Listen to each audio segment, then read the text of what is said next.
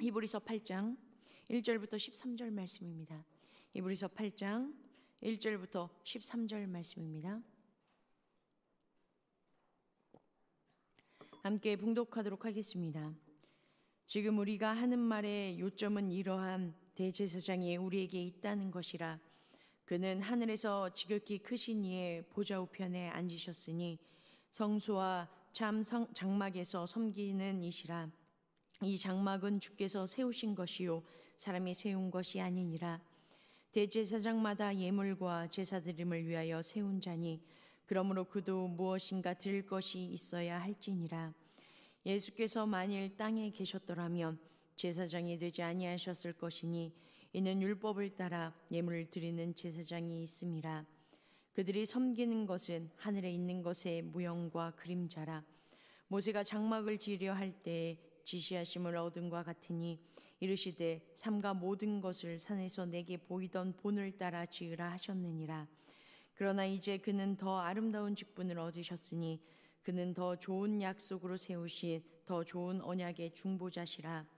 저 첫 언약이 무음하였더라면 둘째 것을 요구할 일이 없었으려니와 그들의 잘못을 지적하여 말씀하시되 주께서 이르시되 볼지어다 날이 이르리니 내가 이스라엘 집과 유다 집과 더불어 새 언약을 맺으리라.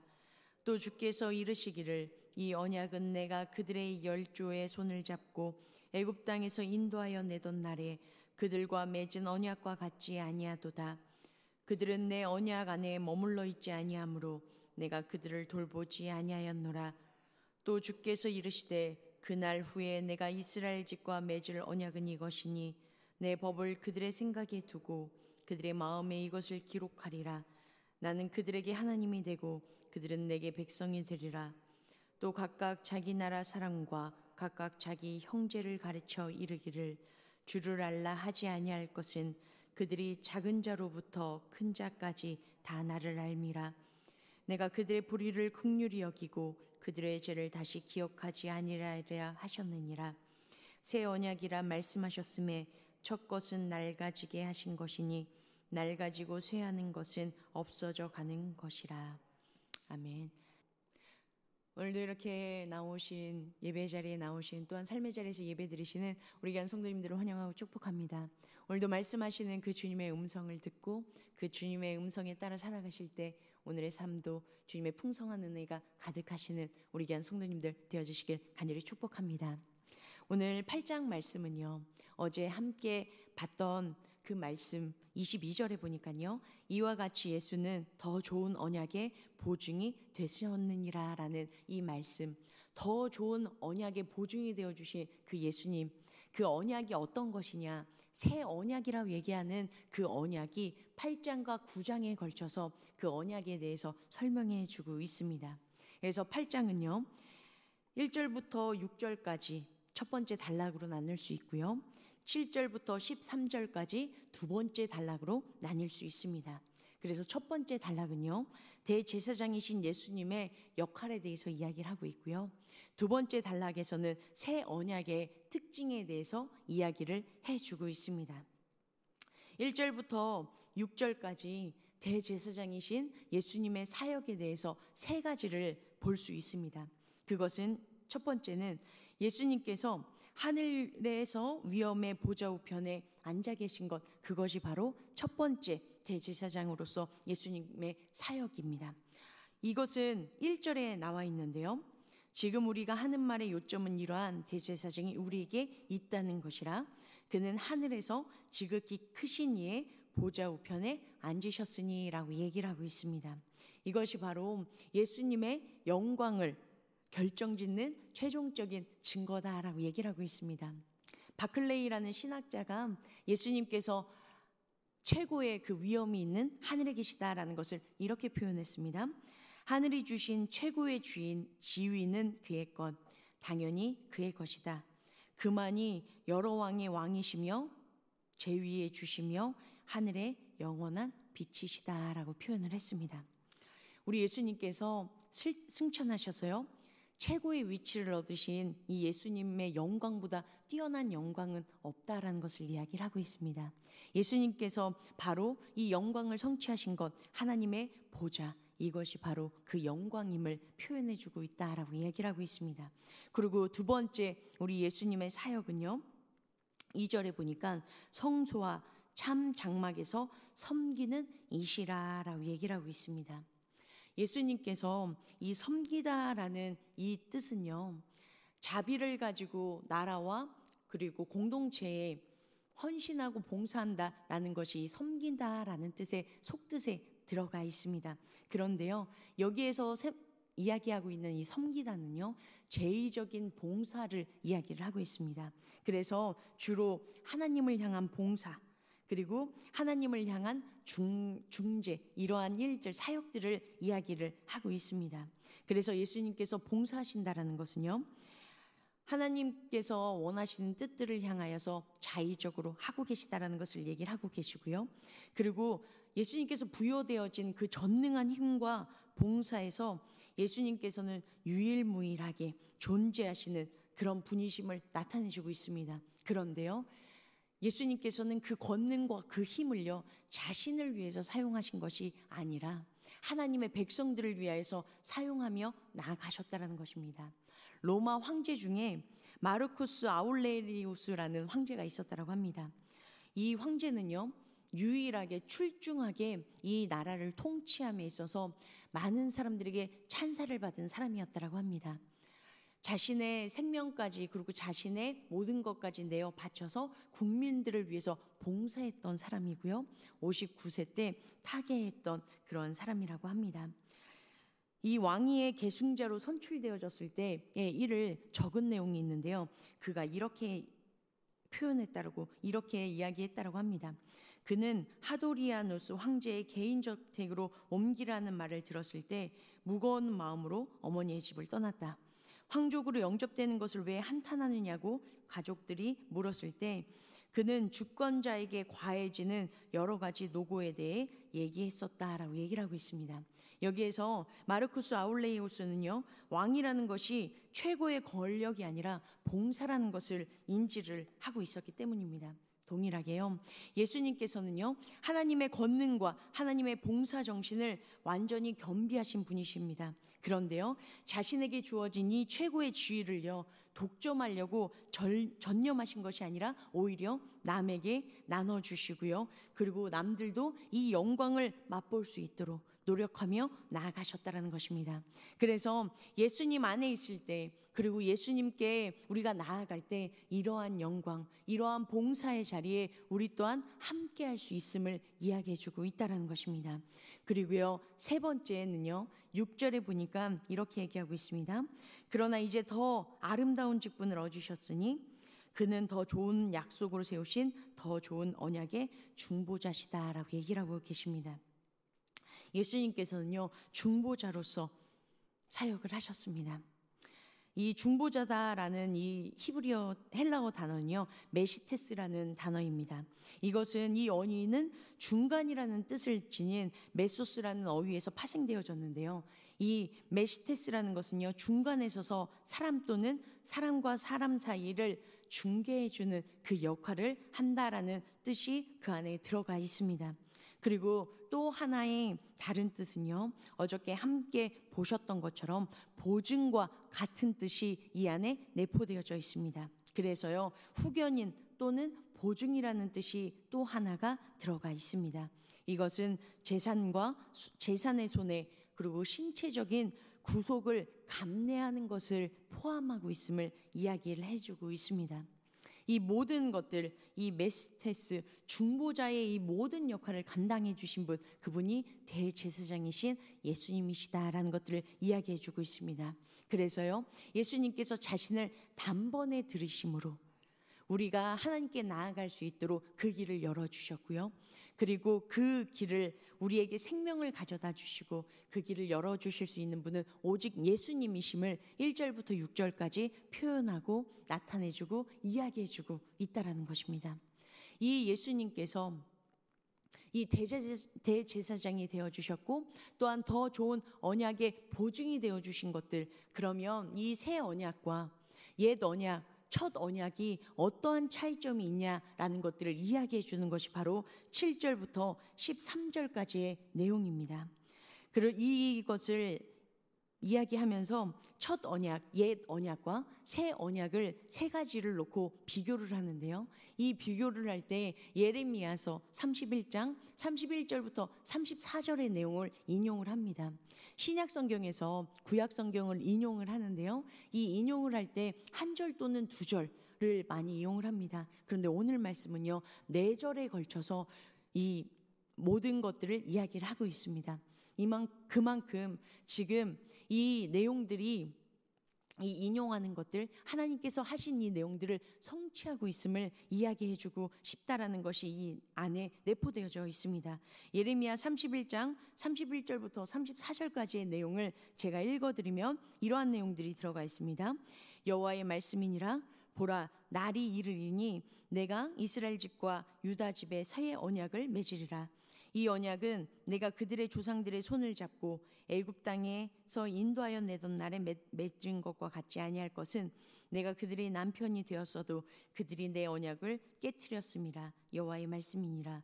그러나 그날 후에 내가 이스라엘 집과 맺을 언약은 이러하니 곧 내가 나의 법을 그들의 속에 두며 그들의 마음에 기록하여 나는 그들의 하나님이 되고 그들은 내 백성이 될 것이라. 여호와의 말씀이니라.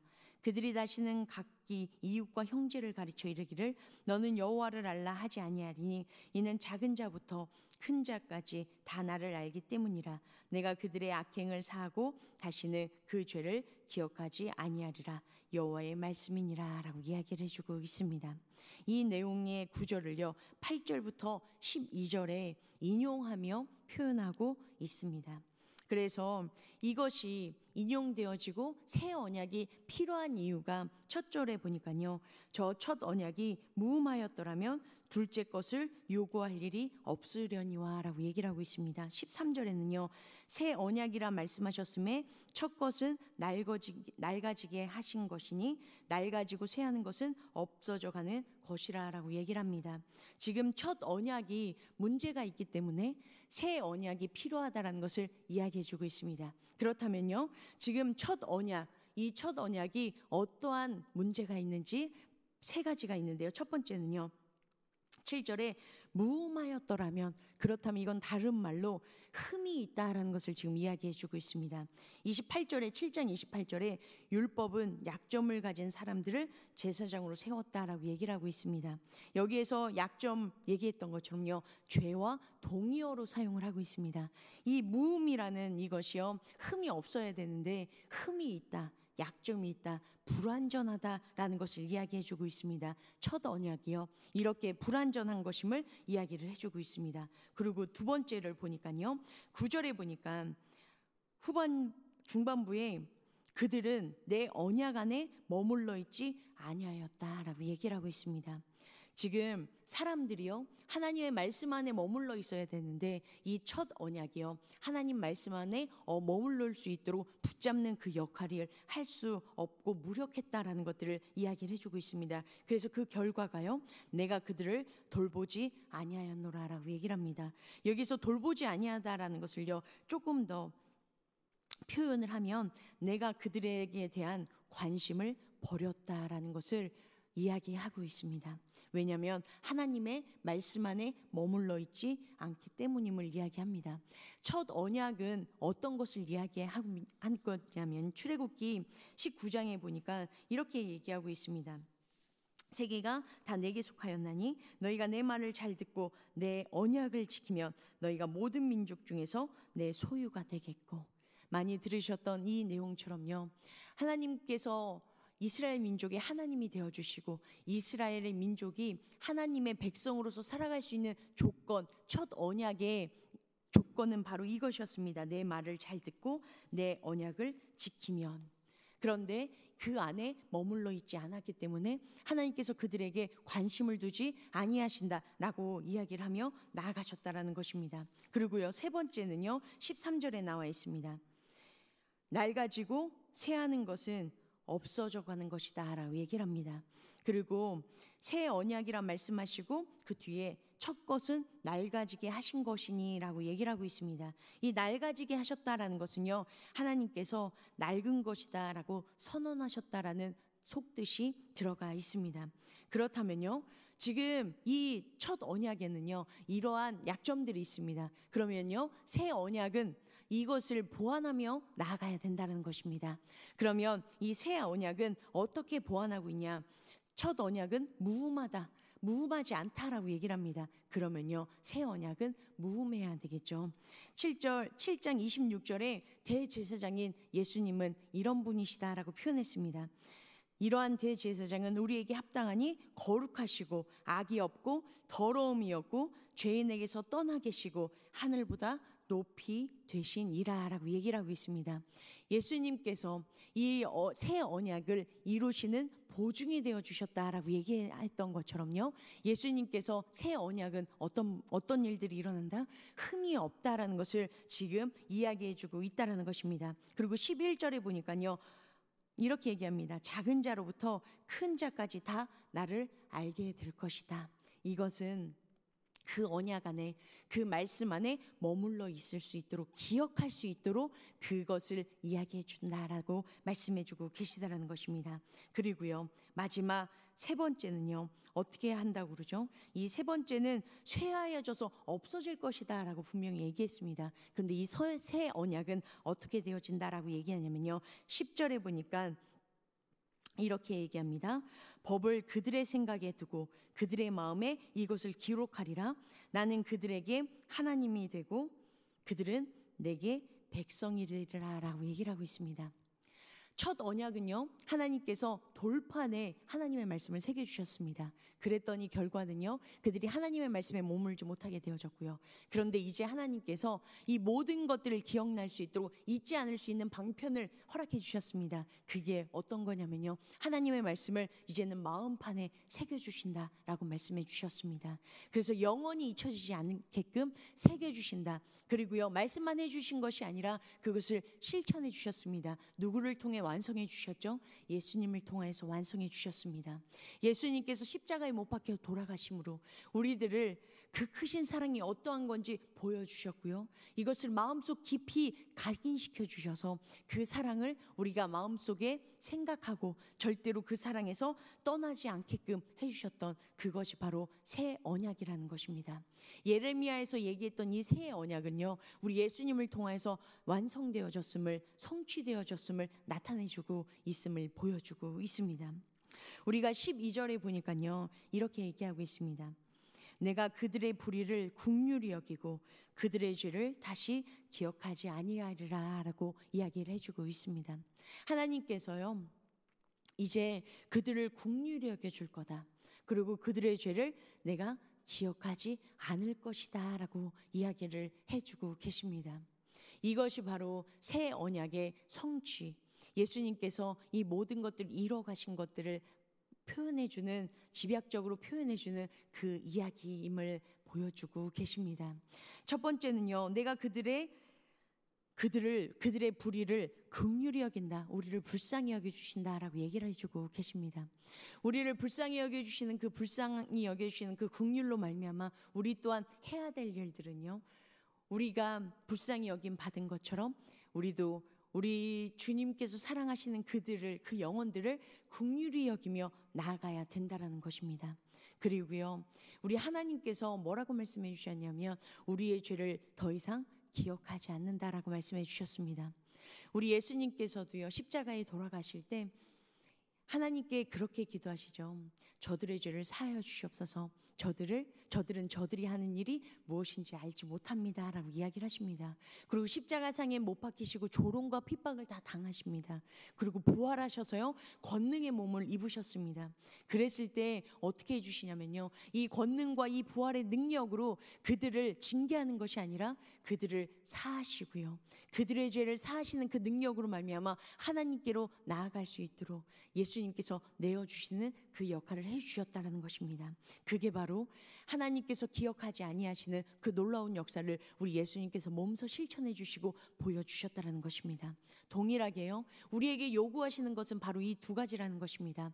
긍휼히 여겨주신 그 주님의 그 은혜를 우리가 받아서 우리가 하나님이 사랑하시는 그 자들을 긍휼히 여기는 것, 또한 죄를 기억하지 않는 그 하나님의 그 은혜처럼 우리에게 죄를 지은 자를 우리가 용서한 것처럼 우리가 하나님께서 우리를 용서해 주신다고 말씀해 주셨던 그 용서를 우리가 하며 나아가야 된다는 것입니다. 죄를 기억하지 않는다라는 것이요, 정말 쉽지 않다라는 것입니다. 우리가 누군가 싸웠습니다. 그리고 누군가 안 좋은 일들이 생겼습니다. 그랬을 때 화해를 하면요, 우리는 용서해 준다라고 합니다. 크리스찬이기 때문에, 그리스도인이기 때문에. 그런데요, 우리가 그 사람이 한 행동과 그 일들은 기억을 하고 있다는 것입니다. 말은 용서를 했다고 하는데요, 그것이 마음판에 박혀서 저 사람과의 관계가 온전히 회복되어지지 못하는 이유 중에 하나가 뭐냐면요, 우리가 기억하고 있기 때문입니다. 그 사람이 나에게 이렇게 했었지, 그 사람이 나에게 이렇게 했었던 것들이 다 내가 기억이 나기 때문에 그 관계가 온전한 관계로 회복이 되어지지 않는다라는 것입니다. 진정한 용서라는 것은요, 어떤 것이 진정한 용서냐면요, 내가 너를 용서했다, 내가 너와 화해했다, 이것의 속뜻은요, 우리 하나님께서 해주시는 것처럼요, 그 죄, 그 잘못했던 것을 기억하지 않는 것, 그것이 바로 진정한 용서임을 이야기해주고 계시다라는 것입니다. 우리 공동체, 우리 남산교회가요, 하나님의 나라를 확장하며 하나님의 사랑을 전하는 공동체가 되기 위하여서 우리에게 필요한 것이 바로 이 두 개라는 것입니다. 긍휼히 여기고요, 그리고 나에게 해코지하고 나를 무시하고 나를 힘들게 했던 그 사람들의 모든 죄를요, 그들이 손을 내밀어 나에게 용서를 구할 때, 그때 내가 말로만 용서한다라고 그치는 것이 아니라요, 우리 하나님께서 나의 죄를, 하나님 제가 잘못했습니다 라고 용서를 구할 때 그 죄를 기억하지 않으시는 것처럼, 동일하게 우리들도 그렇게 그 죄를 기억하지 않고 더 이상 죄가 있다라고 생각하지 아니할 때, 그때 놀라우신 하나님의 사랑과 하나님의 나라가 확장되어지는 놀라운 일들이 우리 남산교회 가운데 넘쳐흐르게 되어질 줄 믿습니다. 오늘 우리의 마음 가운데 우리 모든 것이 되어주신 그 예수님이 우리들의 삶의 주인이시라면, 우리를 긍휼히 여겨주신 그 주님의 그 긍휼함으로 나아가고, 또한 이 죄를 우리가 하나님 앞에 불쌍히 여겨달라고, 용서해달라고 간구했던 것처럼 그 죄를 하나님 앞에 온전히 맡겨드려서 내가 그 죄를 정죄하고 기억하는 것이 아니라 하나님 앞에 모든 것들을 맡겨드려서 하나님 안에 아름다운 사랑과 아름다운 은혜로 함께하는 그 공동체가 되어지는 것들을 기대하며 나아가실 때, 우리 하나님께서 반드시 그러한 역사를 우리 남산교회 가운데 부어주실 줄 믿습니다. 오늘도 그것을 기대하며 우리들의 마음 가운데 우리 주님께 온전히 내어드리는 우리 성도님들의 삶 되어졌을 때, 그런 역사들을 이루시는 그 하나님을 경험하시고 그 축복을 누리시는 우리 귀한 성도님들 되어주시길 간절히 축복합니다.